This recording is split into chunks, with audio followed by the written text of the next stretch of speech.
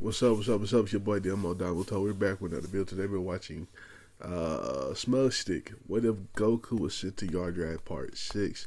We got one more part after this, which is 50 minutes long.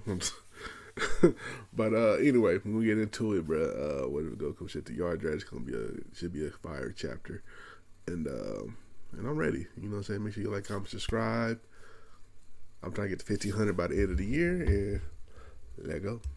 Goku, Shira, has returned to planet Yardrat. There, he continues to train daily. Raditz continues to work for the Galactic Patrol. He had the privilege of arresting Babidi, and has continued to arrest rebel Frieza soldiers who tried to keep the Empire alive. One thing to note is that Frieza and his army never found out about the Dragon Balls in this timeline, so Sorbet doesn't know about the possibility of reviving him. Even so, Raditz remembered him from when he went to get Goku and made sure to arrest him. Raditz too visits the Kaioshin realm in order to train. He actually likes using the sea sword, unlike his younger brother. Above all, however, Raditz now lives with 18. He had taken care of 17 and 18 after the defeat of Bobby. Him and the android woman ultimately fell in love. She reminded him of a proud and powerful Saiyan woman. 17 returned to Earth with 16, where they lived at Capsule Corp and helped rebuild. Their original programming is erased, and they are now freed. Though they revived those killed by the androids and demons, the Dragon Balls are still inactive, and humanity chose to come together in order to rebuild. Meanwhile, the Cybermen have begun evolving on planet Yardrat, slowly showing more and more signs of intelligence.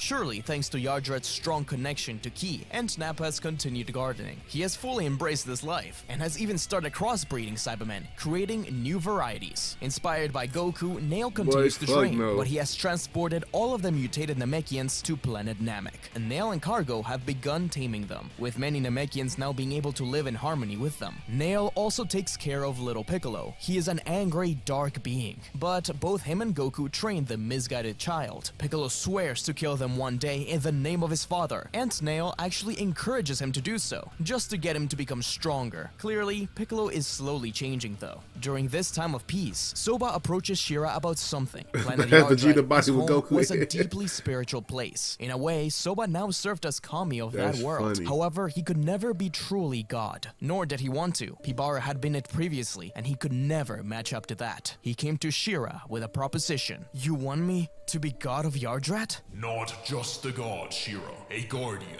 You who understands Ki and life more profoundly than anyone else. He always saw himself as a fighter, a warrior, not a deity. He looked at Soba with a hint of confusion and apprehension in his eyes. But Master, I'm a Saiyan. We're known for our strength and fighting spirit, not for being guardians. The role of God should go to our Yardrian. Soba shook his head, his eyes reflecting a mix of wisdom and pain. Shira, long ago I was to be Kami, but my desires for power led me down a dark path. I almost destroyed everything I cherished. That true strength lies in protecting and nurturing life, not dominating it. But have brought so much turmoil to Yardrat. And yet, you've also brought hope, strength, and a newfound respect for life. You're more Yardrian, Namekian, human, and Saiyan than anyone else. You are the best of all of us. Shira could only think of the visions he saw on Namek, the anger he felt when he killed Frieza, and the darkness Babidi tried to control him with. Soba saw the hesitation in Shira. Take your time, son. This decision is a reflection of your soul, a testament to the journey you've undergone. It's not merely about a role or a title. It's about understanding who you are to your core. Let your heart guide you. Hopefully, he would have time to gather his thoughts and make a clear decision. And why wouldn't he? Peace has never been clearer in the universe, until one day. Goku sensed a whole planet, thousands, millions of lives being destroyed. Soon after, while Raditz trained at the Kaioshin realm, a bright light shone before him. Raditz was surprised, but the Grand Kai, he happily greeted the duo. Beerus was overjoyed in seeing his old friend, who shared his love for good food. But he had come here with a more serious matter. He had a premonition of the arrival of the Super Saiyan God. Raditz was taken aback. Was there another legend? Beerus spotted the Saiyan. He wasn't the one to defeat Frieza, was he? Raditz smirked, saying no. That was his brother, but if it's a Super Saiyan he wants, he can give him that. Raditz burst into Super Saiyan 2. Beerus yawned. This wasn't it, but it was a cool trick. Why are we so didn't mad? appreciate all that, and his hot-headed self swung the sea sword against Beerus, with the god's eyes widening as he dodged the strikes. Hey, careful with that. You don't know what you have. Beerus blocked one final move with his nail. The sea sword snapped in two, with Beerus screaming screaming at Raditz while holding onto Whis, but Beerus didn't die. From behind, the old Kai coughed, happy to finally be out of the sword. All of the other Kais had their mouths open. Beerus face-palmed. So, Shin was the new Kai, huh? After explaining that it was Beerus that locked away the old Kai, he turned back to face Raditz. You have spirit, I like that, but you're no god. You did mention your brother, however. Where can I find the one who defeated Frieza? Why should I tell you? Beerus pointed his hand out at Raditz, keyball in hand. He's in Yardrat, Lord Beerus. Yardrat, interesting. I wonder if old Soba is still wreaking havoc there. But please, don't destroy that world. It has been a valuable resource to the universe. I am a destroyer, Kaioshin. I will do my job. In a flash, Whis and Beerus disappeared. Raditz was freaking out, and though all the Kais told him to wait, he teleported to Yardrat, attempting to warn Goku. Whis' movement is slower than the instant transmission, as he gets there first. There, he quickly finds Goku meditating at the Yardrat spikes, while Vegeta trained against Soba. But before he could speak, Goku shushed him. He was in complete silence, total focus. His aura was incredible. Raditz couldn't believe it. 18 ran out, asking if his training was going well, but it was clear Raditz was very worried about something. She punched him in the chest, trying to cheer him up. Fighting together always did that, but this time, it seemed more serious. Goku finally exhaled and looked at Raditz. He wasted no time in explaining who was coming. Soba's ears perked up. Beerus, they needed to prepare. Goku wondered what he needed to do, but Soba told him to just train by himself. Everyone else will prepare a feast. An hour later, Beerus and Whis finally arrived, welcomed by a huge feast. Soba approached Beerus as if old friends, but it seemed like neither really liked each other very much. Raditz was confused. Beerus reveals that Soba and himself once battled. In fact, Soba was candidate to be the god of destruction before things went south, and he stopped training. Soba didn't like talking about it, especially since Beerus was now stronger than him by a lot. Goku finally arrived, with Soba introducing him to Beerus. Goku tried to be polite. Their handshake sent electric currents between the two. He wanted to see this Saiyan god. Goku is confused. He hasn't heard of anything like that. Perhaps Vegeta knows. Beerus is surprised to hear Vegeta's name. The king was still alive? Vegeta steps up, kneeling in front of Beerus, nervous about what his appearance could mean. The god of destruction was delighted to see the prince. Perhaps he was the god. When he realized that none of them know anything about the Super Saiyan god, Soba intervenes. He tells them all that the feast was ready to start, leading them towards the food, but not before whispering to Goku that he needs to find out more about this. Goku is disappointed since he wanted to eat, but he teleports to Planet Namek. It was the first place he thought to ask. But once there, neither Murray nor Nail knew anything. Murray did warn him not to play around with the destroyer, however. Meanwhile, Beerus and Soba discussed the legend of the Saiyan god. It was eerie that now that Shira and Soba had discussed Goku becoming Kami, that Beerus would show up looking for a Saiyan god. Could Goku have been that professed man? The one his master talked about all those years ago? In fact, Soba's master had been visited by a spirit in his dreams, not dissimilar to that of Beerus, but this spirit told of a legend, as he proclaimed himself to be the spirit of a Saiyan long ago. Soba could only remember the name of Yamoshi. Goku teleported again, but it seemed like every planet he visited had nothing. Then he remembered one last planet, Planet Cereal. It had been many years since he went there and met his old friend Granola, but he remembered him mentioning the Saiyans. As Goku teleported to Cereal, Vegeta and Soba were doing their best to keep Beerus calm. He was never a huge fan of the food on Yardrat, but he was very hungry. But Soba was always too attached to the silly ideas of Yardrat to take advantage of the god of destruction power. Even his master thought he was wasting this opportunity. We don't need to speak on this. Wait, seriously? How is he anyways? He was god of this world, wasn't he? Or did I hear that you two had a falling out? Enough! There was a clear tension between Soba and Beerus. Goku arrived at Cereal, locking onto the key of Granola. The Cerealian was in the middle of eating his meal with Monaito. When Goku showed up, Goku was happy to see them both, but Granola's face looked furious. Hey, you guys! It's been a long time. You haven't heard anything about the Saiyans, have you? With a warning, Granola bursts forward against Goku, slamming his fist across his face. But Goku didn't flinch. He just slowly turned his head back with a smirk. You could have just said no. Saiyan, you've come back here to mock us? To finish the job? The scuffle continued as Granola blasted at Goku and out of the house. Monaito tried to stop him, but Granola continued to try and battle Goku. He didn't have time for this. Before Granola could approach him again, Goku shot out a pair of rings that restricted Granola, Monaito ran out and began to explain things. I don't know what your deal is. We were friends long ago. That was before I knew you were a Saiyan. Granola, there is something I need to explain. Monaito went on to 20 explain years that later, Granola was goddamn. actually saved by a Saiyan from the heaters many years ago. A Saiyan that looked just like this boy. To Granola, this revelation was completely earth-shattering, and he didn't want to believe it until Monaito allowed him to listen to the scouter left behind by a low-class Saiyan, Bardock, who Monaito believed to be the father of this man. The name sounded familiar to Goku, and it made his heart sink. He felt a connection to it, but when Monaito handed over the scouter to allow him to listen to it, Goku hesitated and actually pushed it away. This is a lot, but I already have a father. His name was Pibara. Sorry, but I don't need to listen. At least not now.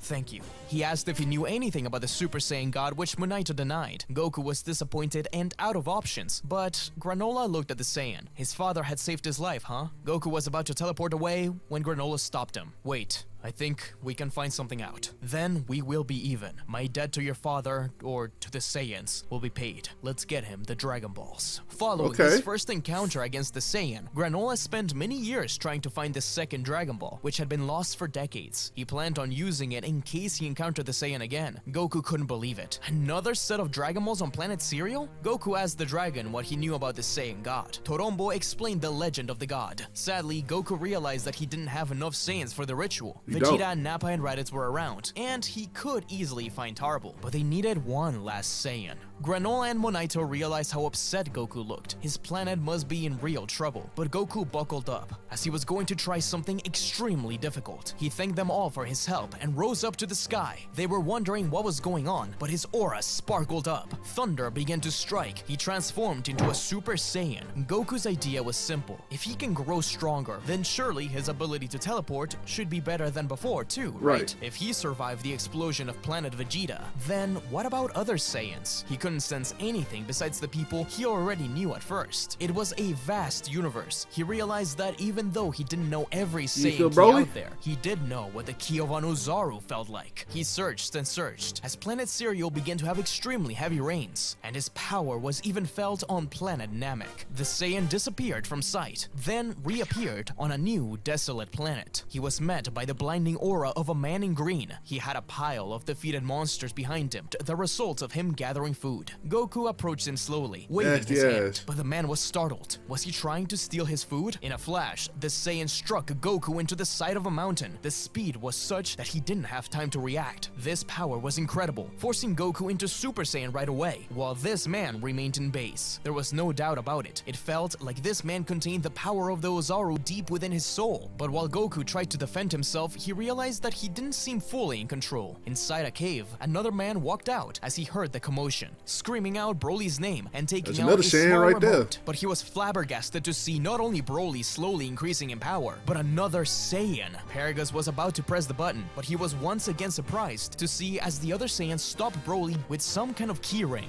and just began to speak. Hey, it's alright. I'm not your enemy. I want to help you, but I need your help too. Paragus had never been able to stop Broly in any way other than by shocking him before. His deep connection to nature and ki allowed Goku to calm Broly's aura. By the time he was done, Goku and Broly had introduced themselves. Paragus ran to his son. Goku explained everything. He can help them get a new home if they like, but his planet is in trouble. He needs their help. But while Goku continued to explain, he happened to mention other surviving Saiyans, including Vegeta. The fury inside Paragus's eyes was apparent. Paragus explained that he was banished by the king who feared Broly's power, but Goku placed a hand on his shoulder. Now's his chance to escape. Is he really going to refuse? Paragus just couldn't do it. Goku sighed. Even so, he couldn't leave them here. That's when Broly interrupted. Father, I want to help this man. He's offering us a new home. Broly. Food. It's the least we can do. Sorry, I'm not talking. Paragus I'm had kind never of seen his son like Sorry. this. It was a sign of weakness for the Saiyans, but his son was so different as it was, and the way Goku had calmed him down was impressive, perhaps, but he promised that he would take it upon himself to kill the prince one day. Goku was excited and promised that everyone back home was just great. Just one stop along the way. He grabbed onto them both and teleported to planet Tech Deck. There, Goku quickly finds Tarble. The planet had been developing and changing ever since Goku got rid of Frieza there. Abo and Kado had even turned into farmers. tremors. Paragus' head was spinning with anger at the sight of Tarble. He knew the king had a second son. Paragus debated the situation, but the look in his eyes worried Goku. As he realized why he was looking at Tarble like that, Goku explained it to the young prince. Tarble was surprised, but took the chance to tell Paragus that he too was cast away and sent to a far-off planet. King Vegeta had no mercy, not even for his own family. He can help them establish themselves in the universe after all of this. Paragus didn't expect the prince to be so humble. His thirst for revenge lessened. Tarble decided to join, though he knew Beerus was a true monster.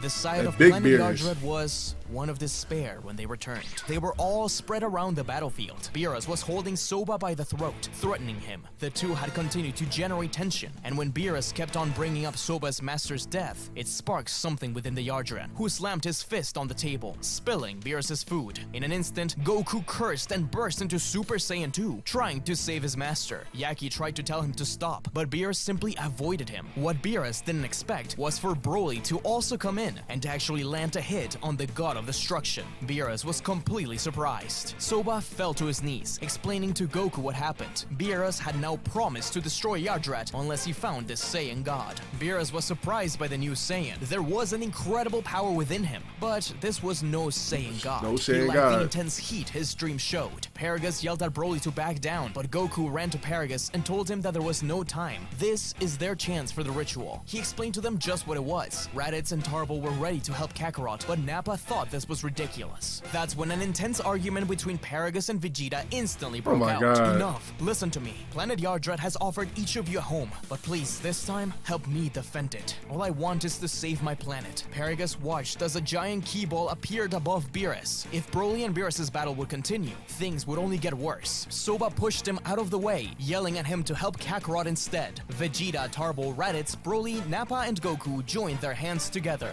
The aura of the Saiyan God sparkled into him. Goku and Beerus were now face to face. Okay. Now this was the That looked Super clean with the Saiyan Yardrat God fit of on. legend. It was so different for Goku. This key felt strange. He thought he knew everything about energy and spirit, but now there seems like a whole new world. Even so, his knowledge of ki gave him a slight advantage. Beerus smirked. It was time to begin. The battle between Beerus and Super Saiyan God Goku is a spectacle of cosmic proportions. He showcases many unique Yardrat techniques, beginning with instant transmission, appearing and disappearing so quickly that it seems like he's in multiple places at once. Beerus swings after one of the after images, only to find Goku attacking from a different angle. He then multiplies himself, creating several clones that launch a coordinated assault. Beerus, slightly caught off guard, destroys the clones with a sweep of ki, but Goku uses the moment to land a solid punch. Oh, this should be a better He fight begins because to you use know how to Force use ki Spirit better. Vision, dismantling Beerus' energy, but he realizes there's just way too much of it. Vegeta and Raditz wanted more power for themselves, while Broly admires the peaceful and still heart of the Saiyan God. He wished he could do that too.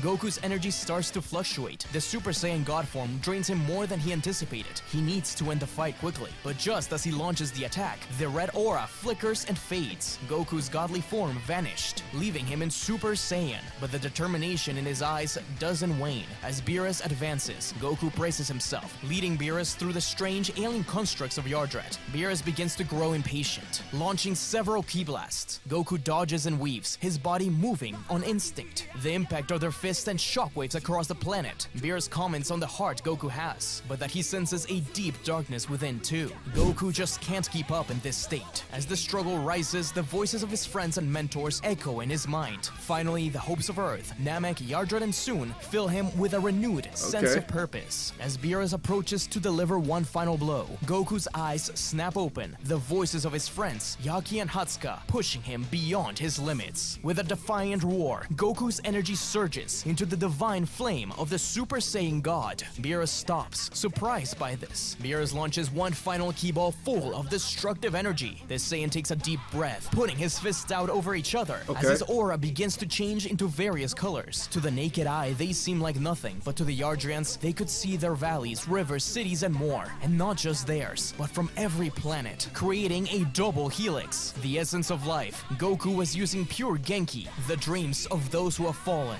the hopes of those who will follow. Suddenly, Goku opened his eyes, rushing forward with the double helix surrounding him. He bursts through the ki ball and into Beerus. The helix envelops itself around the ki ball and even the god. Beerus, smirking smirks proudly, almost as if neutralizing the destructive power with the power of life. The ki ball dispersed out into the universe. What the fuck? But Beerus wasn't just going to let him win. Beerus dissolves the helix as Goku falls out of power, and the god of destruction catches him. As Goku's eyes recover, he looks up to see Beerus and Soba arguing, while 18 and Raditz took care of him. Broly was trying to get them to calm down, but Beerus smirked once he saw Goku awake. He had been a legendary adversary, and he wants to welcome him to train one day. But he believes that Shira has a choice to make. Lord Beerus, Master Soba, I accept. I will become Kami of Yardrat. I want to protect this world for as long as I live.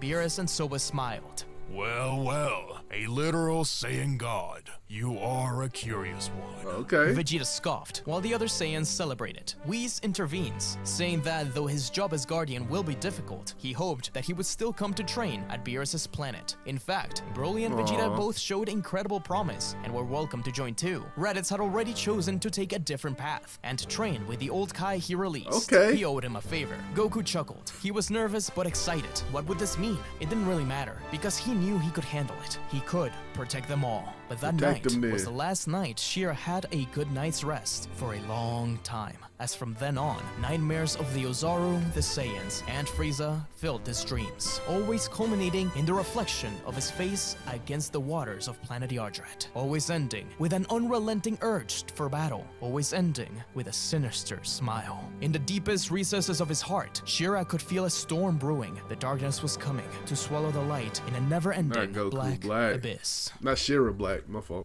Alright, that was a fire chapter by SmugStick. You know what I'm saying? I liked the twist on the of the God Destruction arc, the Beerus arc, whatever. And yeah, it was different Saiyans in the ritual. I like it. I like the story, man.